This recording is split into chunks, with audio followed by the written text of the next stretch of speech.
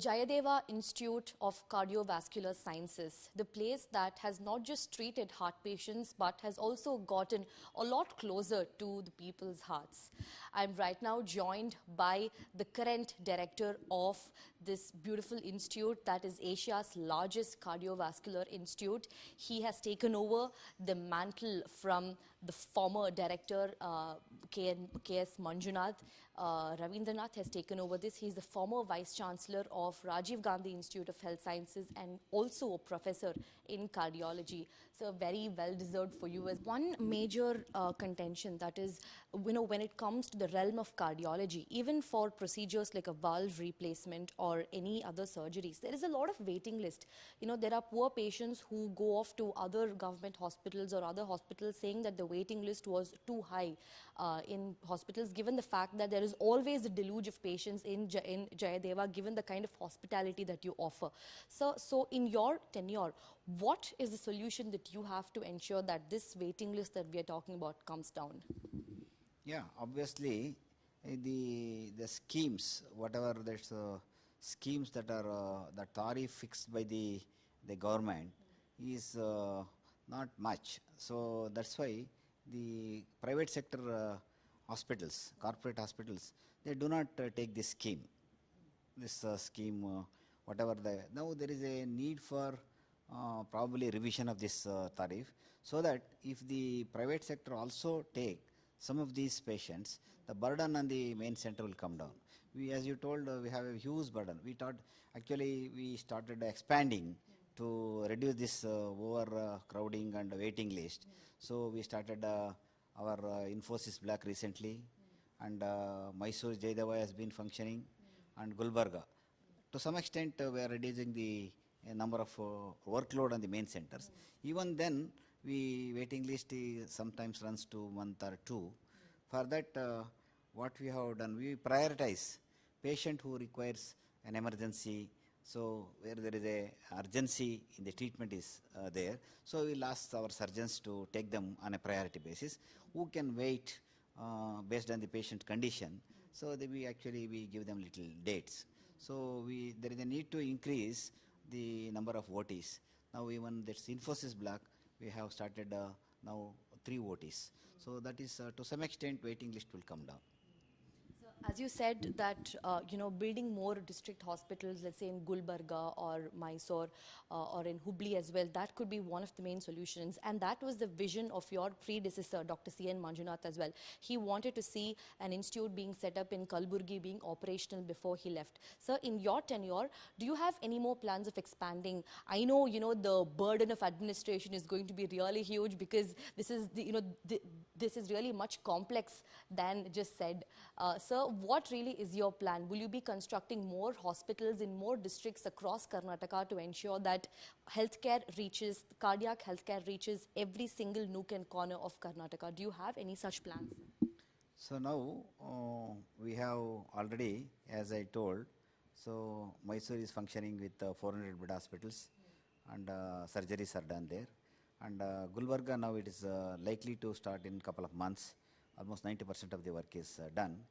So there we can definitely, that part of, northern part of Karnataka, people used to go to Hyderabad and nearing, that burden has come down.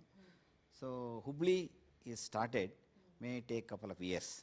That is done by the Government of Karnataka Health and Family Welfare. We are only technical advisors. So to start every district is a little difficult. You also mentioned there are so many administrative issues, faculty positions, monitoring, so many things are there. So it gets diluted. So my suggestion in that direction, also we have discussed with the government. Now we have government colleges in most of the districts, every district. There they have a full-fledged staff is there, all faculty, multi-specialities are there. If they start super specialties, cardiology, like nephrology, other, they can start. Then it can run smoothly. That is the motto. Rather than we trying to expand. Now we are already because of number of centers we are expanding. So there is some little difficulty which we have practically come across.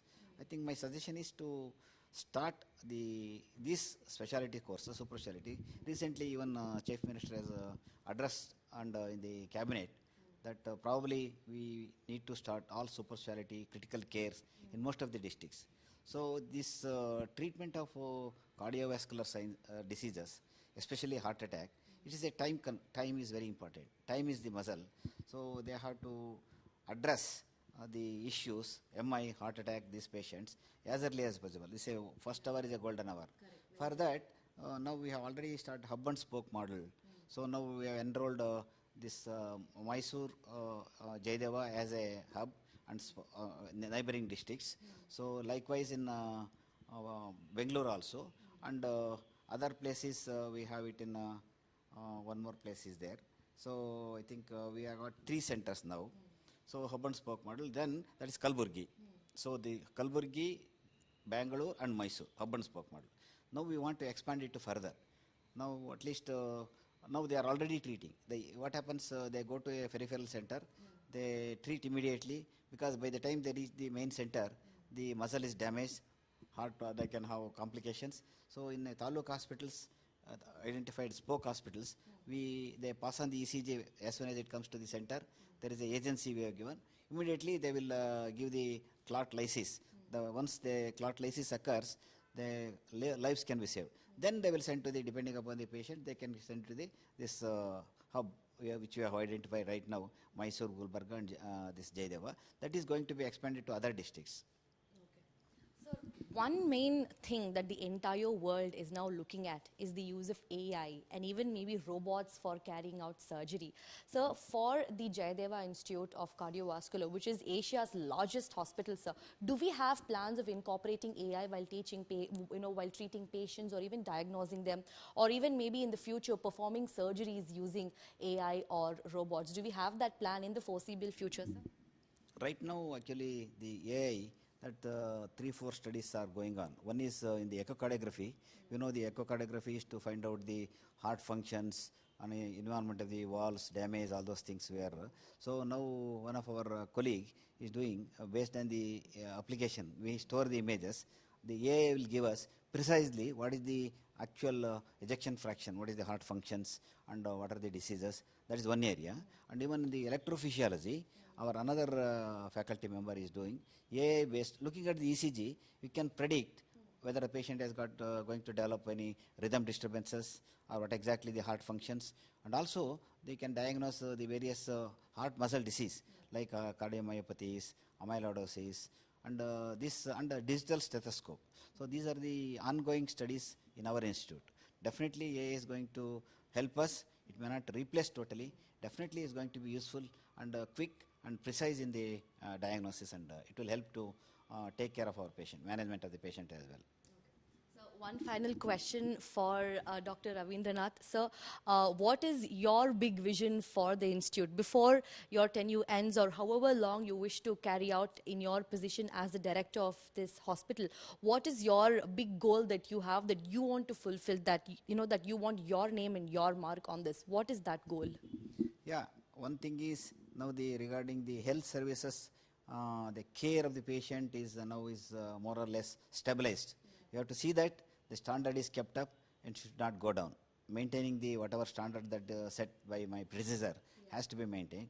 Number 2, I am looking at some little more research activities. So we should start a more research wing. We have to strengthen. We have right now, but you have to strengthen it.